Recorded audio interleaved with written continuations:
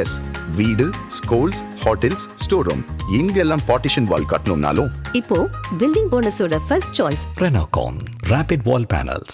மின்னணு கழிவுகளை மறுசுழற்சி செய்வதற்காக ஆண்டுக்கு 100 டன் திறன் கொண்ட ஆலையை சென்னை ஐஐடி ஆராய்ச்சியாளர்கள் உருவாக்கியுள்ளனர்.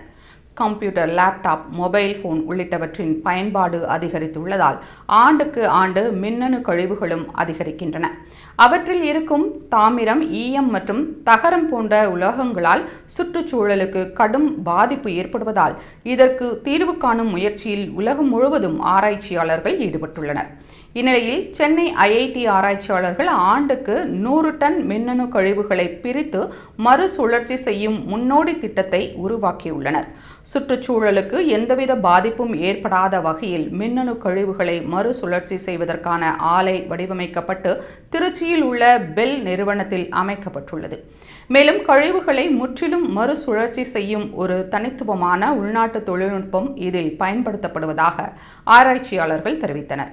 இந்தியாவில் ஆண்டுதோறும் 17 லட்சம் மெட்ரிக் டன் மின்னணு கழிவுகள் உருவாகும் நிலையில் 43% மின்னணு கழிவுகள் மட்டுமே மறுசுழற்சி செய்யப்படுகிறது.